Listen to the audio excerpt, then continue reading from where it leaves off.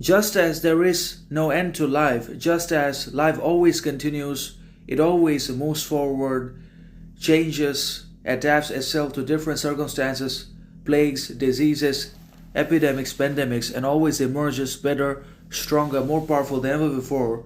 And so does the human beings can always change. And certainly, just as there is no end to all the human beings and to life in general or in particular, there can certainly be no end to learning and knowledge and education, happiness, quality, authenticity, groundedness either, because there is no end to learning in our lives. But then again, much learning also does not teach understanding, because understanding is an absolutely differentiated, independent sort of virtue that requires a whole lot of patience, ambition, character, perseverance, discipline to develop. Only the few people in the world can be considered to have understanding alongside discipline, dedication, devotion, ambition into their lives, that they are able to consistently follow and pursue throughout their lives to their very bitter end, and apply also into their actions, behaviors, attitudes, relationships, ambitions at every step of the way. Such people are rare, who are absolutely disciplined, patient, calm, understanding, kind, compassionate, honest,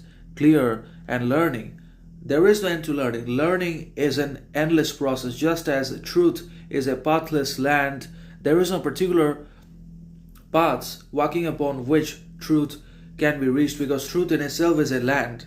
And if it is a land, then there is no path or road or definitive steps to be taken to reach or access that sort of land which truth is in itself.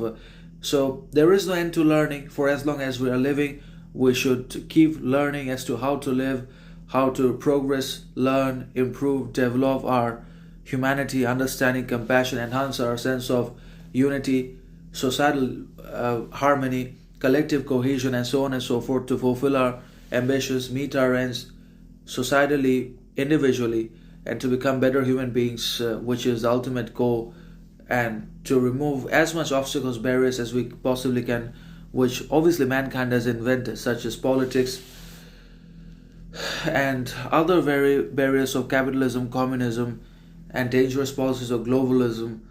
So there's a lot to be learned and done, but there is certainly no end to learning, because learning is an essential, fundamental process of life which makes life worth living. Just as suffering and happiness makes life worth living, so does learning and failure. But in order to continuously learn, in order to continue the learning process, we will also have to have the willingness to try, to fail, to change. Then only learning happens, because a person who never fails, who never tries, has not learned anything in their lives. So that's how this works.